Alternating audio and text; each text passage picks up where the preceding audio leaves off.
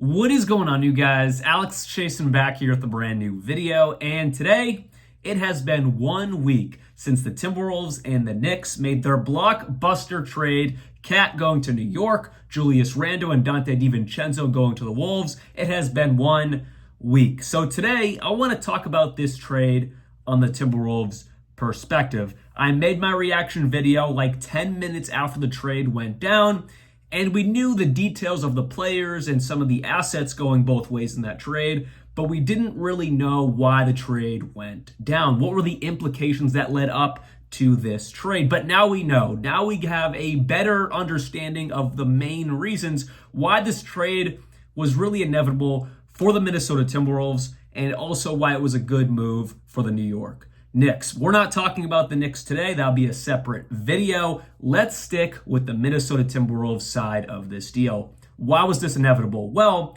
with the new CBA, it's making it very difficult to have super teams in the NBA. And I use that word super teams really loosely because the Wolves in no way, shape, or form were a super team, but contract-wise, it's what the CBA would call a super team. A lot of guys on max contracts. Karl-Anthony Towns, Rudy Gobert, and Anthony Edwards. Cat is going to be making upwards of $60 million very soon. Same thing with Anthony Edwards as his contract progresses.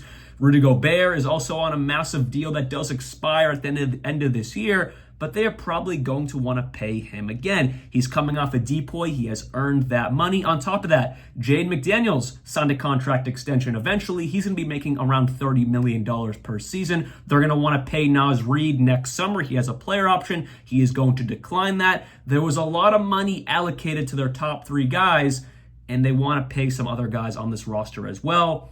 So Cat was sadly the odd man out. After a decade in Minnesota, going through some of the worst years an NBA player has to go through. I mean, this man played with Kevin Garnett his final season in the NBA. That was one of the worst and just most awkward Wolves teams we've seen in the modern era. And he had to go through that. And he stuck through the entire thing. He also took a back seat when Anthony Edwards obviously became the best player on this team. Also, 2 years ago, remember Gobert and Cat couldn't coexist? Remember Anthony Edwards was mad at Cat and Gobert clogging the paint? All of that last season went out the window. Cat took his ego, threw it out the window, and became a really, really good piece and a really good star alongside Anthony Edwards and Rudy Gobert. But why was he the odd man out? Because it's Anthony Edwards' team now. Rudy Gobert's coming off a depoy. You cannot get rid of him right now. And they really believe in Jaden McDaniels and Naz Reid, specifically Jaden McDaniels. I mean, they gave him a pretty good bag where he's going to be making upwards of $30 million in the next few seasons. They believe in his two-way ability, and they also believe there's some untapped potential there. No one thinks he's going to be a superstar, but people are seeing sparks of star potential, especially with his great defense. He can space the floor. He's just so lanky. He has the body type of being a really good player in the NBA, and he's only 24 years old. For Naz Reid, coming off Sixth Man of the Year, could be this team's future starting center. They believe heavily in Naz Reid. They're going to want to pay him next summer because Rudy Gobert is getting older. After he kind of ages out, and I think they will pay him again because you can't just give up on someone who just won a depoy and is still proving to be a really high-level center in this game. But they're going to want to move more towards Naz Reid, and they're going to prove that this season by giving him even more minutes than he was getting last year when he won Sixth Man of the Year. So that's why basically this trade was inevitable. Last week, in the moment when it happened, I was like, what is going on? You're coming off a Western Conference Finals appearance. You're getting rid of your second best player for a step back in Julius Randle. Maybe Julius Randle's overall game is a little bit better, but his offense is not near the peak of what Karl-Anthony Towns is. You take a step back. Yes, you do add great depth in Dante DiVincenzo. You get a very interesting draft pick there as well, but overall, Cat is another level compared to Julius Randle when they're both at their peaks. There's no argument there. So why were they making this move? For all the reasons I just said. They couldn't afford this roster long term, and when you have someone like Anthony Edwards, who is only 23 years old, you're not just worried about the right now, you're worried about the next 5 to 10 years of his career and your organization. I think those are all the main reasons, from the money to wanting to believe in some younger guys to worrying about the next 5 to 10 years. Those are the main reasons why this trade was inevitable. And then Shams comes out with a report saying the Knicks and Timberwolves have been in massive trade talks for months now. This trade was really inevitable. So not only from all the different business sides of this trade, the money, whatever it may be, Shams is saying this trade has been in the works for months. And Cat didn't know about it. That's the one thing about this business. Cat has been there through thick and thin, 10 years, 2015, number 1 overall pick, and they couldn't give him the courtesy of letting him know maybe he'll be traded. Because he was shocked. He posted that, that shocked emoji or whatever. Or the 3 dots, same thing. He was shocked about this trade. This trade was inevitable from the jump. This has been in the talks for a while now. I remember back, I want to say 2 summers ago, I made a trade saying the Knicks, Karl-Anthony Towns are the Knicks' missing piece. Is it? I don't know. But this has been in rumors for years now, and it finally happened. Now, sticking with the Timberwolves, they get Julius Randle and Donte DiVincenzo. Let's talk about that piece and all of this, and how does that work alongside Anthony Edwards, and do they truly get better because of this trade? I don't think they get better. At first, when the trade went down, in the video I made right at the jump, I was trying to sell myself that they do get better because they get Julius Randle, who is kind of in a way a one-on-one swap with Cat. Not quite. Cat is still much better at his peak, but they're relatively similar, all NBA, all-star players. And then you add a 6th Man of the Year candidate type of guy in Donte DiVincenzo. I thought that's what he was going to be this year for the Knicks. You get someone like that, also a great floor spacer, which they desperately need alongside Anthony Edwards. That was one of their pitfalls last year, was not having enough floor spacing alongside Anthony Edwards. So you get Donte DiVincenzo. But does Julius Randle truly fit on this team? He's not a great floor spacer like Cat. He did play with Finch back in New Orleans. I saw that fun fact a few days ago after there was more details about this trade. That's cool. So Finch knows how to use Julius Randle. In Julius Randle's opening press conference with the Wolves, he says, "I've never felt better on a court or more confident in my game than when Finch was coaching me." So maybe this will work out really, really well. But also, Julius Randle is on an expiring deal. He has a player option for next summer. He's obviously not going to opt into that. That was one of the biggest question marks coming into this season for the New York Knicks, where they weren't going to pay Julius Randle. What were they going to do with all of that? Well, ultimately, they ended up trading him anyways. But now this is on the burden of the Timberwolves. So is Julius Randle a long-term piece to this team? If you look at what I was talking about earlier, the Timberwolves are more focused on the future. Yes, they're still trying to win now. That's why they brought in Julius Randle, and he's still a competitive player. But they're more focused on the next 5 to 10 years. So, is Julius Randle a long-term solution to this team? No.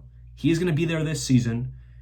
Maybe he'll get a high yearly salary, but not too on the long term. Maybe he'll get like a 2 or 3 year extension with the Wolves on the high salary side. But even then, he's going to want his full max. So I don't even know if Julius Randle is here past this season. Because if they don't see him as a true championship piece, why would they want to pay him? Unless they truly think that it's a contract that could be easily moved down the road. So the Timberwolves are in a very weird situation. Again, it's a completely different mindset than what we were thinking last week. It's way deeper than what the trade was last week. There are so many implications here for the Timberwolves because their mindset is, let's do this trade to make our roster a lot more comfortable when it comes to the money side of our roster, which it is. They get rid of Cat. He was going to be making $60 million at one point. They also have Rudy Gobert, who's on an expiring deal, Julius Randle on an expiring deal. They're going to have to pay Naz Reid, but it's not going to be as much as these other guys. Their team is a lot more comfortable salary-wise, where down the line in the next year or two, if they want to go out and pay a superstar to pair him up with Ant, they can easily do that. But you're taking a flyer that a superstar is going to want to come to Minnesota. So the more I talk about it, the more I do get a little bit concerned about the Timberwolves here. I get a little bit concerned because if things don't exactly go to plan, you lose out on Julius Randle. I'm sure they're going to repay Rudy Gobert, but will he be good for the long haul? He's 32 years old. Will he still be a deep-point player in the next 2 or 3 years? Again, it's a move that seemed inevitable based off the whole money side and the CBA side, but they're really banking on another superstar coming into their wings in the near future. So I'm just scrolling through Twitter or X, whatever, it doesn't really matter. And I saw this tweet from a Timberwolves insider, John Krasinski.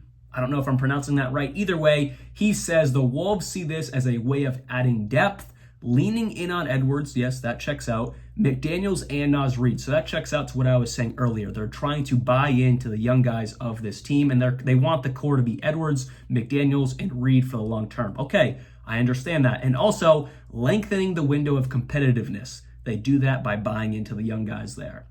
They have long coveted Dante DiVincenzo. I remember that last offseason. There was rumors of him going to Minnesota back then, so that checks out. And then also, he just adds Randle's scoring can help. To me, and this is a Minnesota Timberwolves insider, like if you go through his Twitter, he is very accurate with his reporting. This tells me here Randle's scoring can help. The Wolves like bringing in the asset of Julius Randle, but they don't believe he's a long-term solution to their window of trying to get a championship. Again, that points to me they have bigger aspirations of getting a bigger name, whether it be via the trade market, via free agency, because they will be able to afford more the more money they let off the books, and that starts by getting rid of Karl-Anthony Towns. It tells me they have bigger aspirations to kind of pair a younger superstar alongside Anthony Edwards in the near future, and he closes it with the Detroit first as a significant asset moving forward. Definitely in trade conversations, that's a great asset. Again, like I started off the video with, that was a very nice asset to get in there, and it seemed like it was just kind of a throw-in as well. So I'm really interested to see how the Minnesota Timberwolves are this year. To me, to really close this out, it seems like the Wolves are content with taking a little bit of a step back this year, maybe losing Julius Randle for nothing. Hopefully it's at least a sign and trade. That would be nice next offseason, or they retain him for a little bit longer and then move him in the future. But to me, it seems they wanted to free up cap space, because if they didn't, they would have been stuck with a team that wasn't going to be good for the long term, because it would have had no cap flexibility and they'd have no depth on a roster. And with today's CBA, that's just not cutting it. We see the Phoenix Suns, they're struggling. They're trying to figure it out. They seem a little bit better, but still, they have a lot of guys in Beal, Durant, and Booker on max deals. Everyone else around them is not, amazing. Of course, they have some good depth pieces, but it's not as good as it could be before the CBA. Now with the CBA, they're kind of a little bit cap stuck. The Wolves didn't want that. And now this allows a lot of cap flexibility with Anthony Edwards, and that's good. So anyways, hopefully you guys did enjoy today's video, and let me know down in the comments below. Do you think Julius Randle is a long-term solution to winning success in Minnesota, or they made this trade to free up cap space to go for a bigger fish in the near future? Whether that's even the trade deadline this year, next offseason, a couple years from now, whatever it may be, Anthony Edwards is only 23 years old. They have a lot of time, but not enough time because you don't want to piss off Anthony Edwards. So what do you think? This was just a cap move to really free up some space to go for a bigger fish in the future because they couldn't really afford this team long term? Or do they truly think that this core as it is right now could win something? I'm leaning towards what I said before, what I just said. I don't think this core right now can truly win a championship. I think it's a nice team to still stay competitive, but I think the Minnesota Timberwolves organization has bigger aspirations than Julius Randle and Anthony Edwards being the two stars of this team with other really good guys around them. So I'll see you guys very soon, and like always, peace out.